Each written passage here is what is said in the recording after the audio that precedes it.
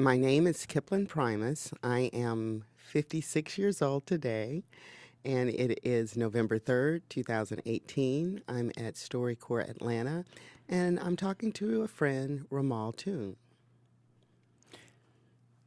My name is Romal Toon. I am 48 years old. Today is Saturday, November 3rd, 2018, and I'm at StoryCorps Atlanta with my friend Kipling Primus. Romal, thanks so much for coming, and I'm going to start at the beginning. Tell me a little bit about your parents and your grandparents and, memories growing up.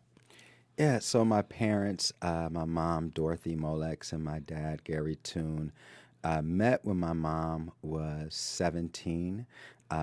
She was a student in high school, and my dad, Gary, was in the military. He was a Marine at the time and visiting on leave to San Francisco. And I guess that was 1969, maybe 1970, probably more like 1969. They met down near Fisherman's Wharf, Pier 39 in San Francisco, which is where I'm from. And that's where their relationship began to blossom. And a year later, February 3rd, 1970, I was born. And my parents were together for several years. And then my dad left and moved to New Jersey, where he was raised by his aunt, um, and continued to live there until his retirement several years ago, maybe about 15 years ago now. My grandparents, my grandfather, Roy, Roy Rogers Molex, was from Louisiana and Morganza, I believe it is. And my grandmother was from Mississippi. Jeanette Felder was her last name at the time. She was from Vicksburg, Mississippi. They met at an interesting time in history. I don't know the year, but they had this thing called CV camps. CV camps were something in the South where African Americans went to work in the fields and in the woods during certain seasons to make money, and they would live in these camps away from their families for a time. And my grandparents met there, and during that time, my grandfather decided to join the military. He then left, she left with him for California. And actually, he was out of the military and he went to work on the shipyards in San Francisco. So they took a train together from Mississippi area to California. I can't imagine how long that took, knowing that they didn't have Acela trains like we do today. So I would imagine that took at least a month. And they arrived in San Francisco, which is where they decided to reside, and he worked on the shipyard. And they had five children, my mom, Dorothy, my eldest uncle, Lynn, his twin brother, Glenn, my aunt, Leela, and my youngest uncle, Roy. And so that was home for them in San Francisco. So we hail primarily from the South. So your grandparents were probably part of the Great Migration, with African Americans leaving homes in the South and spreading out everywhere, including California. Yeah, absolutely. They were definitely a part of that great migration. And I remember stories from my grandmother, Jeanette is her name, who would tell me stories about picking cotton in the South and how hard that labor was and how it could hurt your fingertips and things of that sort. And so I think when they had had enough of that life, they migrated to California and they pretty much lived there their entire lives. So now, what kind of work did they do in California? Your grandfather was on the shipyards, which was probably a wonderful vocation because it was a busy time in California shipyards. Yeah, absolutely. That was definitely a busy time in the shipyards. That was a huge industry in the Bay Area. Even when I go home now, you can still see semblance of that time, and the docks and everything. They're still active, but not nearly as active as they used to be. But my grandfather worked on a shipyard 38 years, and I remember there were times where his certificates were always above the television in the living room, and I would look at them and just admire his work ethic and these certificates he had for time served. And one of them actually said in 38 years he never took a sick day. In 38 years of working, he never took a sick day. So he worked on a shipyard until his retirement. My grandmother actually did not work again. In fact, she was a maid on the trains.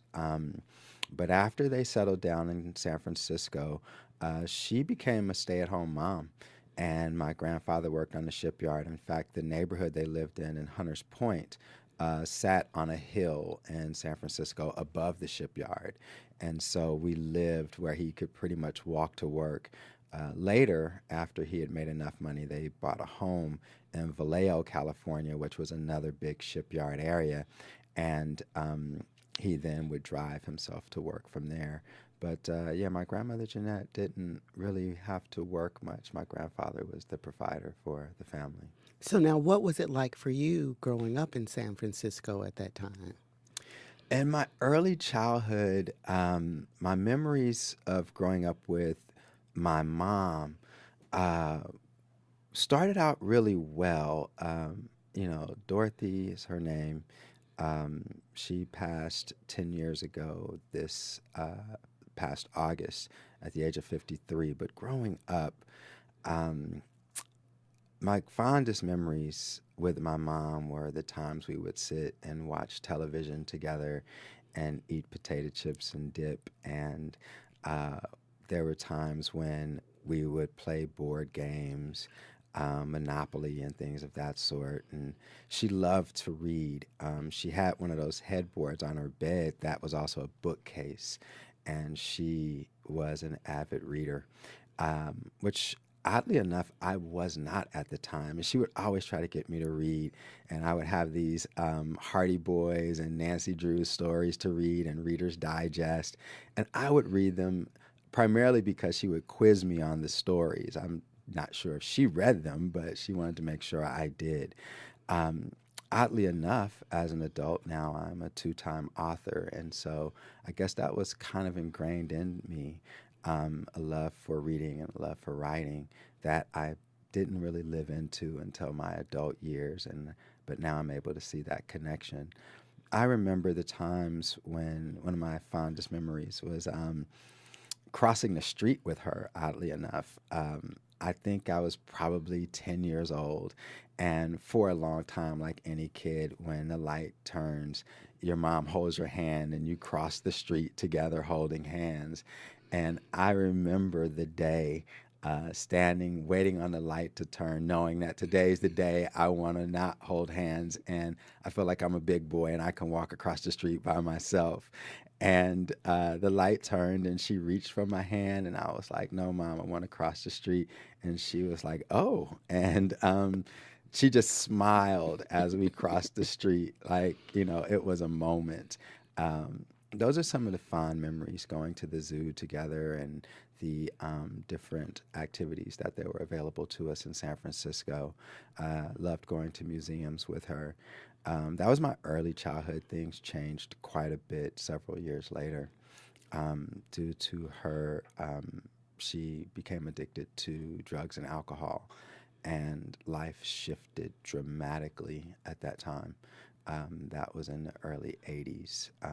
But I am grateful that 5 years prior to her passing, she healed her addictions and we were back to living a life that I remembered.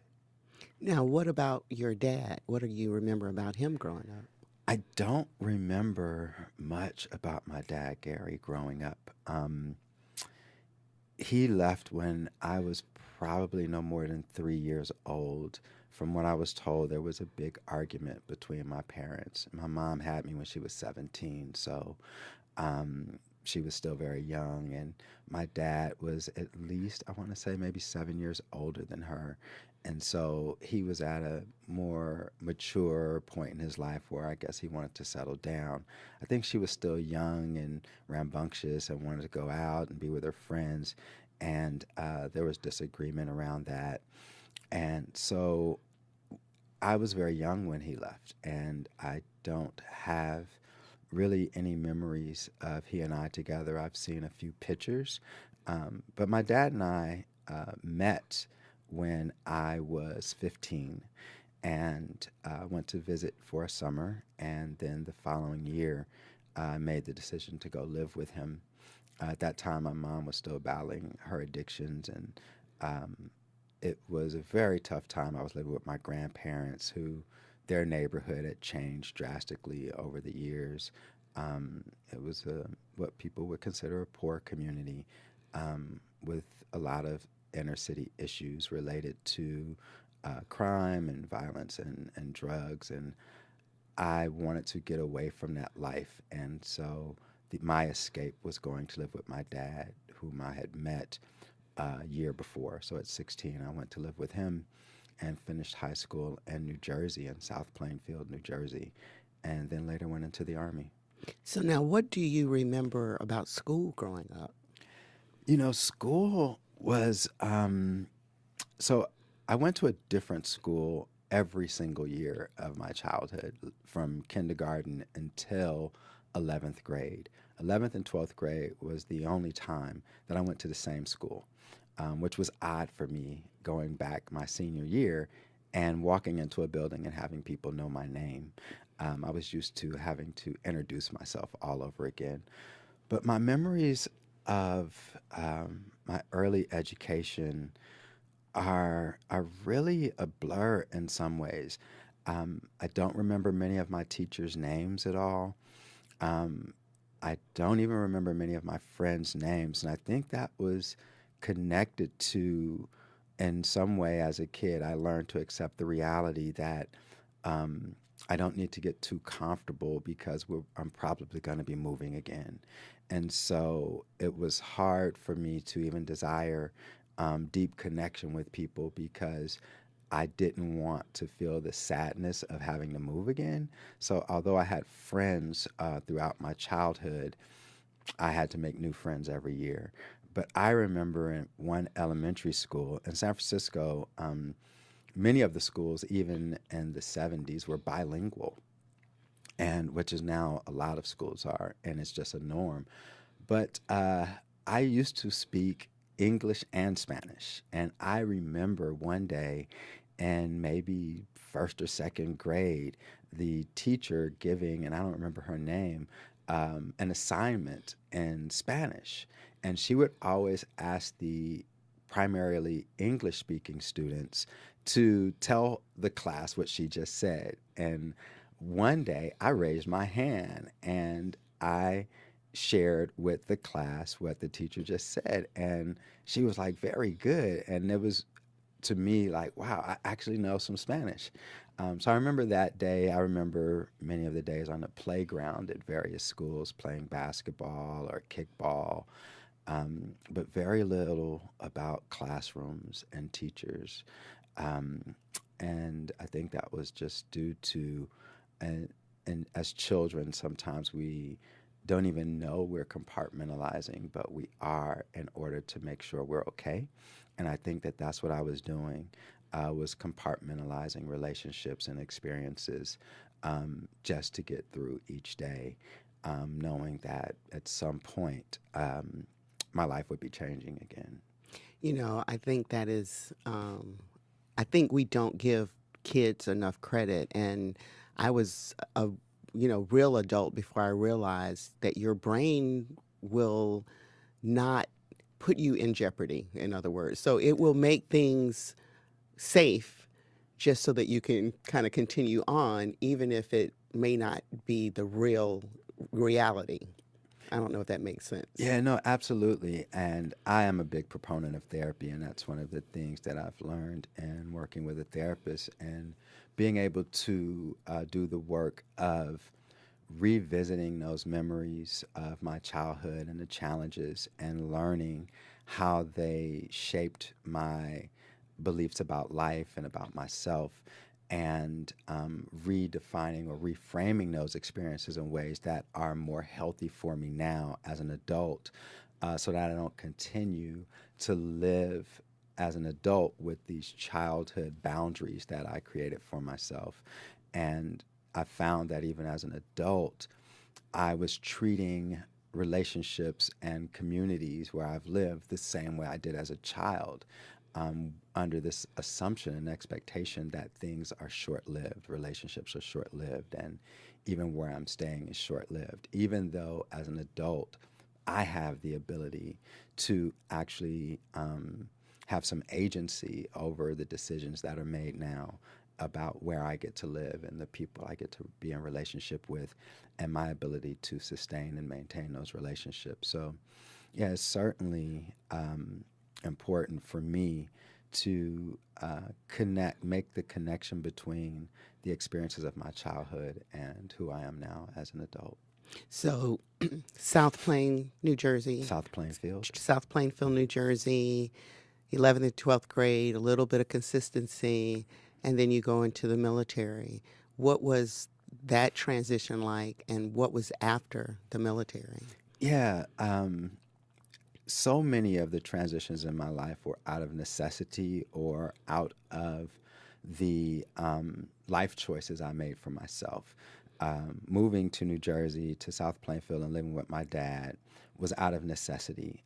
I no longer wanted to live the kind of life that I was living in California, hanging out with the people I hung out with in the streets, living that not so positive inner city life. And I wanted to let go of that. I actually wanted, my biggest goal was for my grandmother to be proud of me. And I knew that she could not be proud of the way I was living my life. So I moved to New Jersey and lived with my dad. That, although I moved and his environment was different in the suburbs of South Plainfield, I brought my old story with me to this new place and still lived and acted like an inner city kid who was not used to having any rules. I was not used to curfews. And so I broke curfews. I would take his car without permission. I would still even look for bad neighborhoods because I felt like I could not relate to the kids in the suburbs, and they couldn't relate to me because we came from totally different experiences. So I would literally ride around on my bike or in his car trying to find neighborhoods that were like the ones that I remembered growing up, that I would feel comfortable in. And I found them. And Newark, New Jersey, and Jersey City, and Plainfield, New Jersey. And I hung out with crowds that were still similar to the crowd I was trying to leave. And it was simply because they were familiar. And I was uncomfortable with the suburban kids. And I didn't feel like they could understand me or would even accept me because of where I had come from. Um, Living with my dad was tough, because he was a retired Marine, and so he was all about rules. And um, like every parent, it was parenting is on the job training. And so he was trying to figure it out and using his military skills as his tools because he was raised by his aunt, whose name escapes me. Um, but they lived in Jersey City. And my dad's parents died when he was very young, maybe 4 years old. His mom died of a asthma attack. And his dad died a year later of a brain aneurysm. And so he was raised by his aunt in Jersey City, and at the age of 17 went into the Marines and then served during Vietnam. And so these are the life skills he had to bring as tools into parenting. So it was challenging, to say the least. I believe that knowing what I know now about his story and how I've learned to understand my own is that both of us had these ideas of what we expected from each other. I, not growing up with him, had this idea of finally having the dad I always wanted. And these stories, these, make believe stories of what life would look like, mostly based on television and what families look like. And I believe he had his own ideas about having his son finally with him. The challenge for both of us was that neither of us had the skills to be who the other needed. I wasn't equipped because of my upbringing to be the son that he had idealized in his head, and he did not have the tools to be the dad that I had created in my head. We simply were um, the sum total of our life experiences, trying to do the best that we could, and it was challenging. We got into arguments often. It was not a healthy relationship, to say the least. I had three brothers. My dad had married, his wife's name is Kay, and they had three sons. My brother Corey, who I'm the oldest, Corey is the second oldest, and then my brother Shannon, and the youngest is Jason.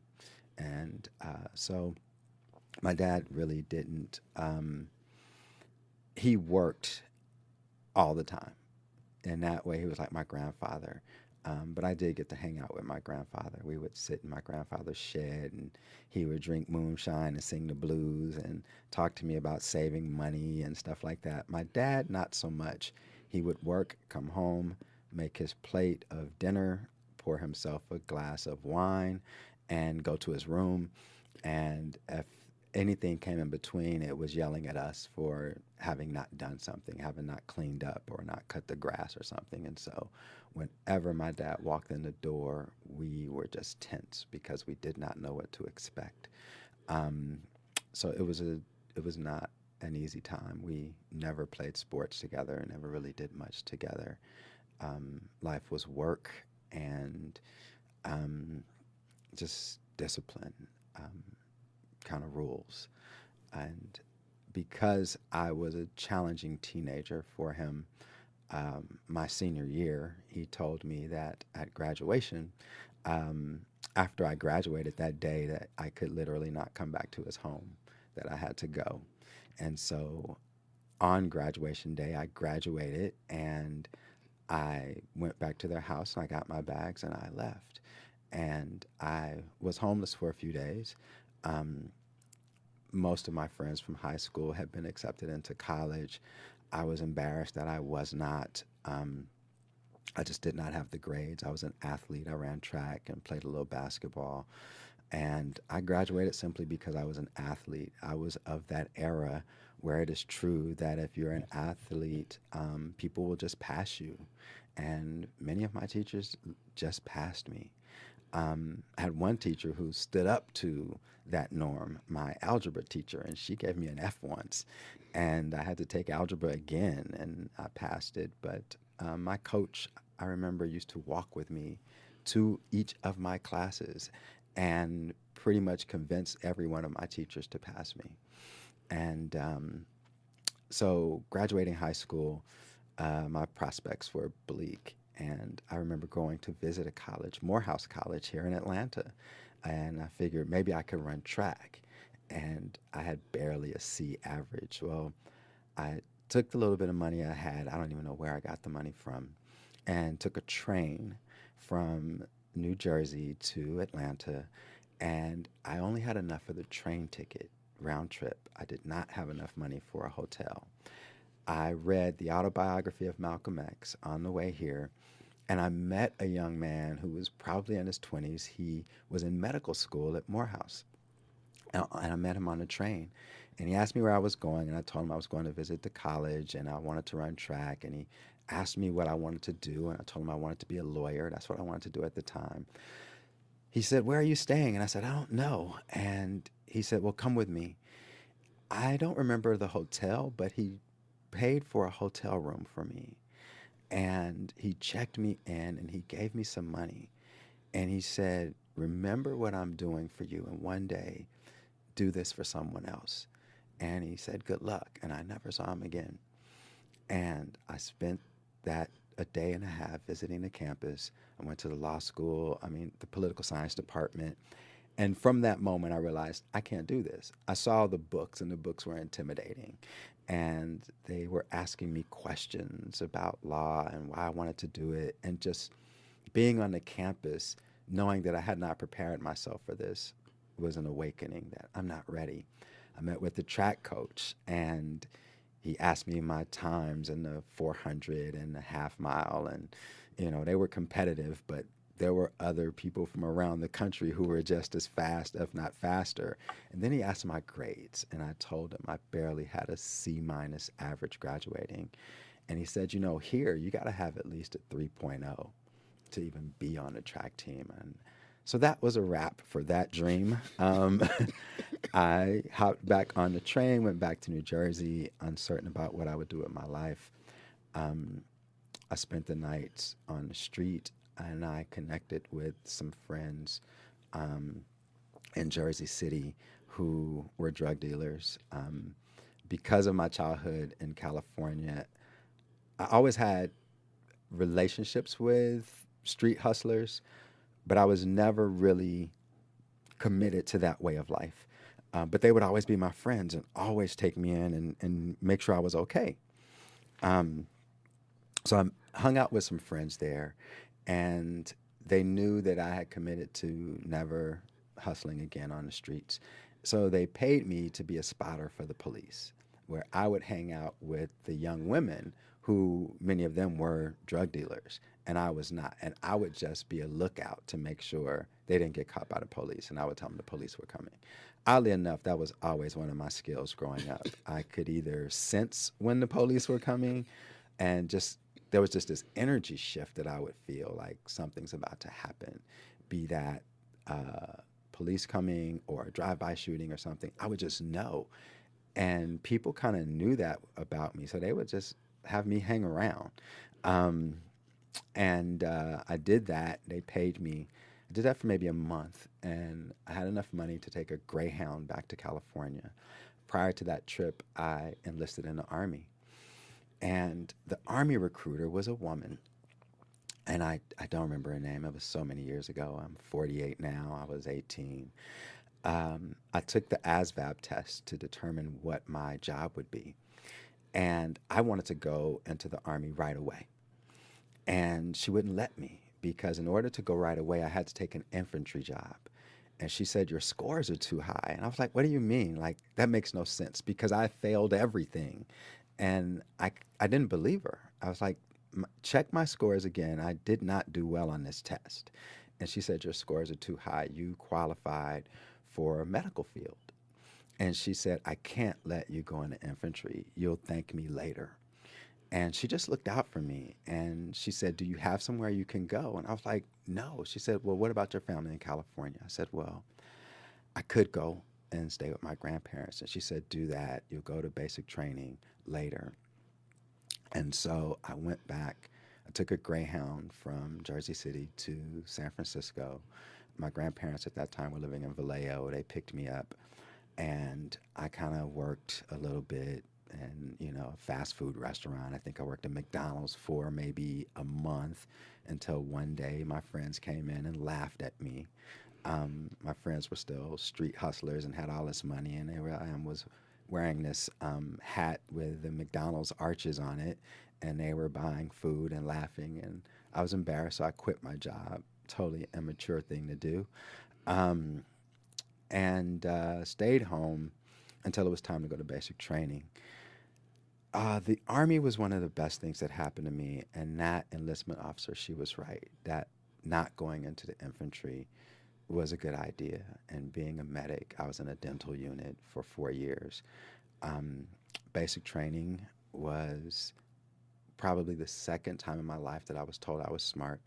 The first time was in the 10th grade at Hogan High School in Vallejo. I had a math teacher. Again, his name escapes me. Um, I was a class clown, and I believe that much of my behavior in class was just out of the need for attention that I wasn't getting at home. And I just wanted to be seen and heard. I think that's what happens with many class clowns. It's a cry to be noticed, to not be invisible. But one day in this math teacher's class, he was not the kind of man to be trifled with. And I was cracking jokes, and he got up from his desk, and he didn't say a word, and he walked over to my desk and stood above me and just stared at me. And he stretched out his right hand to shake my hand, and I went to shake his hand, and he grasped my hand so tight and so firm and looked me in the eyes. And he said, I'm going to need you to be quiet in my class. And I believe that I needed to be quiet. It was quite clear he was not playing. And I didn't know what the repercussions would be, but I knew that there would be. He asked me to visit his class after his home, and I did. And he was cutting his grass. He stopped. We sat on the stairs, and he said, "You know, you're a smart young man. If you just get your act together, you can do something with your life." That was the first time I was really told I was smart. In the Army, I graduated from basic training at the top of my class. I was soldier at a cycle, which was the honor graduate, and I gave a speech. And after that speech, one of the drill sergeants said, "Romal, you're smart as hell, but you have absolutely no military bearing." I didn't know what that meant, but I knew this man called me smart. And I did well in the military. I graduated from my MOS, my job training, in the top 3%. I went to advanced training and graduated at the top of my class again. At the end of 4 years in the Army, having served during Gulf War Desert Storm, I decided to go on Howard University, and I was a pre-med student. I actually studied biology and nursing because I wanted to work in a hospital preparing for medical school. I graduated magna cum laude, All-American Collegiate Scholar from Howard University, and then went on to Duke University to study religion and became student body president, and again graduated with honors. Um, so my story is one that has been an amazing journey of overcoming a lot of challenges and continuing to find myself and who I was really meant to be in the world. So, therapy.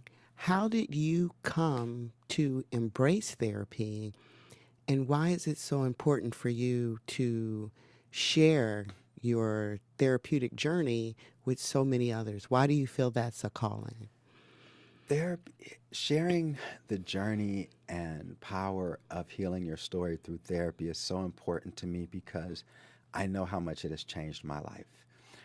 To help me um, sort through all the stories of my life to find the real me, not the ideas of me that were created by these childhood experiences or the negative things that I held on to that people said, or the painful experiences that I had that I also allowed to shape my sense of self-worth and self-esteem or lack thereof, and disconnect the essence of who I really am in the world from those experiences, to realize that at the moment of my birth, I was created with purpose. And that was never taken from me. Life experiences blurred it and made it hard to see. And therapy has been powerful in allowing me to disconnect who I am now from what happened then, to find my authentic self, to live beyond the pain of my past, to find peace of mind and joy, and be intentional about how I live this life, and realizing that I'm only going to get to do this once. To know how much it has helped me heal my understanding of myself, I just know that there are people all over the world who are living into a story that is not theirs, a story that doesn't serve them well, one that has created their life-limiting beliefs, and that if they knew there was a way to heal the story that they've been telling themselves, to understand that they are not their past and that they are not their pain, that they are already amazing, they don't have to prove it, that they are good, that they don't have to become good, but they are good, the very essence of them would change lives, would help people move not only to a place of hope, but a place of healing, and become not just who they're meant to be in the world, but in doing so have a great impact on the world and the lives of others by again giving their story back, their story of redemption. Um, and that's what I want people to know. That's why I wrote my book, Love is an Inside Job, learning to love yourself. And then through that, understanding how important it is to love others, and the value, the understanding the importance and the need for love that people are searching for, just because of who they are, not simply because of what they do.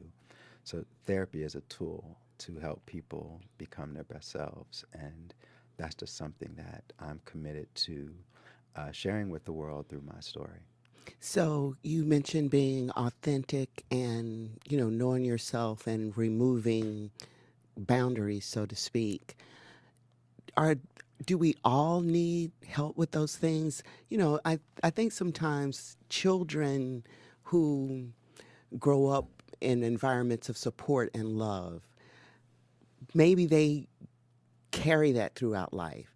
But then I think of the quote, be kind to humans because we're all going through something no matter what. Is it just a uniquely human experience to have to kind of relearn our purpose and ourselves? Or can we skip the redemption part? Or do we all have to go through some form of redemption? I believe we all have to go through some form of redemption. You know, everyone doesn't have a story like mine, but everyone has a story. And the human experience, in and of itself, creates moments of sadness, rejection, isolation, feeling like you're misunderstood, questioning yourself, your value. Are you good enough? Can you do what you desire to do? Are your dreams possible? And those life limiting beliefs and those questions are rooted in stories and experiences. I have met people from every walk of life, from the inner city to rural poverty to middle class, upper middle class, and extremely wealthy people who, within every one of their stories, has at least one pain point. Even when their family looked like they had everything, there were still stories within their family of challenges. Maybe they were not economic or education or their quality of life, but they're human. And there have been experiences where something was said that hurt you and it stuck. Something you saw that was not healthy stuck with you.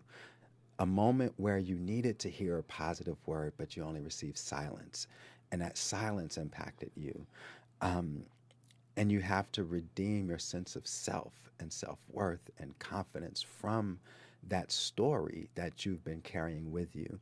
So I believe all of us have some work to do around redeeming from some story of the past, who we truly are in the world and who we are truly meant to be in the world, so that we can live beyond those limitations, and not have so many doubts.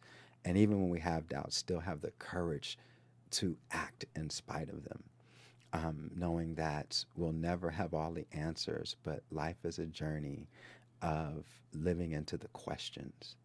And I think it takes courage, as you mentioned, to face those questions and to look at those dark places and to, quench those monsters, those boogeyman or whatever want to call those dark spots.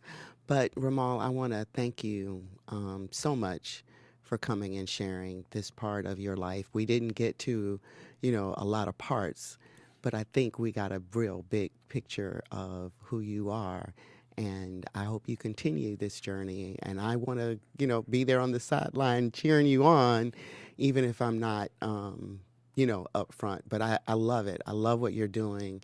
And anyway, I can help you spread the redemption of therapy, and doing the work. I think I mentioned to you one of the things I tell folks, it's not a magic pill. Therapists are just going to give you tools, but we still have to kind of do the work of knowing, loving, and authenticating ourselves and our stories. Thank you, Kipling, for having me. This has been amazing. I always love sharing the story, and I'm grateful for your support and on this journey. And I would say, I always tell people, healing through therapy is not a goal, but therapy is a lifestyle. And you're constantly becoming, and you're on a journey to becoming your best self, the best person you can possibly become in your lifetime. So thank you. Thanks.